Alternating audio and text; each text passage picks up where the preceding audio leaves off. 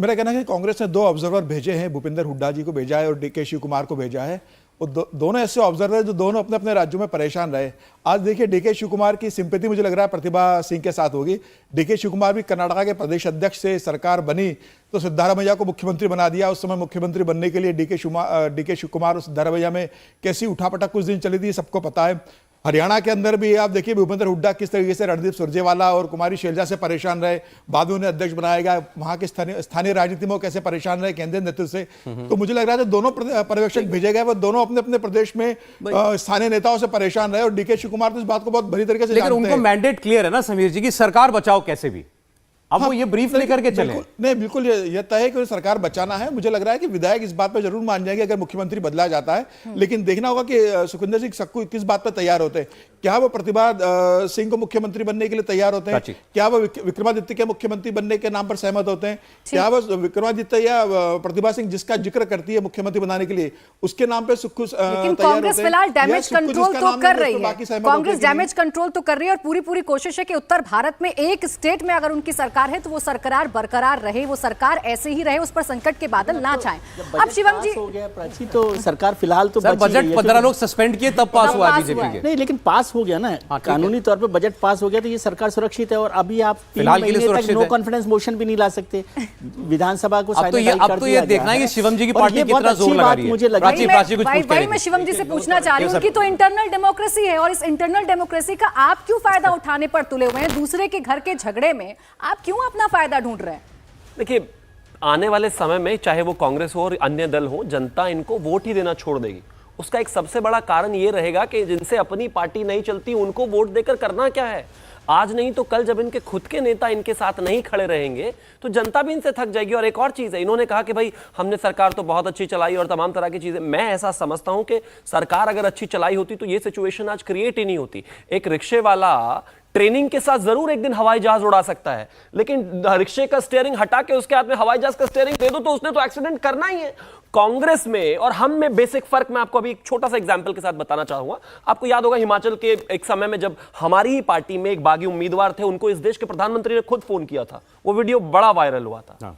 हम किसी भी सिचुएशन में, लोकतंत्र में, किसी भी चुनाव में, किसी भी माहौल में 24/7 इन्वॉल्व रहने वाले लोग हैं अपने लोगों के साथ। मेरे देश के प्रधानमंत्री ने फोन करने से पहले यह नहीं सोचा कि मुझे जाना चाहिए या नहीं जाना चाहिए। आज अगर इस पूरी माहौल में, पूरी सिचुएशन में एंकर अगर प्रियंका जी कर रही थी तो कहां है ऑब्जर्वर? ठीक है वो गए हैं शिवम जी, नहीं आपकी पार्टी जिस मोड में इस वक्त चल रही है ऐसे भी दौर बहुत कम आए हैं। बहुत पीछे जाऊंगा तो मुझे लगता है त्रिवेदी जी या बाकी मेहमान उनको बता पाए। भाई आपने तो दरवाजे खोल रखे हैं, जो आना चाहे आओ। गृहमंत्री का ऑन रिकॉर्ड स्टेटमेंट है कि जितने लोगों को जोड़ सकते हो कांग्रेस से लाओ, कहीं से भी और से लाओ, हमको जोड़ो। भाई कोई एक पार्टी का ऐसा कार्यालय बताइए जिसके बाहर लिखा हो कि आज के बाद यहां कार्यकर्ताओं की और नेताओं की भर्ती नहीं होगी। लोकतंत्र का मतलब ही जोड़ना है। नहीं अब जोड़ने के लिए आप क्या क्या कर रहे हैं ये भी तो बताए ना। क्या क्या नहीं कर सकते? अभी ऑफ कैमरा बैठे हुए विजय जी आपका बस चलता तो आप तो कमलनाथ जी को ले रहे थे। देखिए मैं जिस आदमी को आप सिख संघों का जिम्मेदार मानते हो, अब देखिए दिल्ली में 2 दिन बिता करके चले गए, पता नहीं क्या हुआ। सूत्र सिर्फ इंडिया टीवी के हो सकते हैं, मुझे इस बारे में कोई जानकारी नहीं है, आप जानते होंगे। लेकिन ऐसा कुछ हुआ नहीं तो जाहिर है ऐसा कुछ था नहीं। लेकिन बड़ा बदलाव कांग्रेस बीजेपी के नारे में हुआ, जो नारा दिया था 2014 में कांग्रेस मुक्त भारत का, अब वो कांग्रेस युक्त बीजेपी वाला हो गया। मुझे लगता है कि आधे से ज्यादा एमपी जो इस समय हैं बीजेपी की मूल विचारधारा वाले नहीं है। शिवम जी जवाब दे। मैं मूल बात ये कह रहा हूं कि ऐसा नहीं होता कि किसी मोड पर पार्टी बिल्कुल इस मोड में आ जाएगी हमको सब चाहिए। जो लोग हैं वो भी सारे के सारे लोग। एक चीज मेरे सीनियर है, उन्होंने कहा कि भाई कांग्रेस युक्त हो गई। मैं एक चीज कहना चाहता हूं, आप भी 70 के दशक में कांग्रेस के वोटर रहे हो। आज पूरा भारत जो है, हिंदुस्तान जो है भारतीय जनता पार्टी और नरेंद्र मोदी का वोटर है। अरे वोटर चेंज हो जाएगा तो आप हमारे ऊपर ऐसा क्यों एलिगेशन कर रहे हैं कि नहीं वहीं रहना है? नेता जो निकलता है वो जनता से निकलता है, जनता को रिप्रेजेंट करता है और अगर जनता चाहती है तो वो बेहतर साइड चुनकर बस एक बात का छोटा सा जवाब दे दीजिएगा। 10 सेकंड और।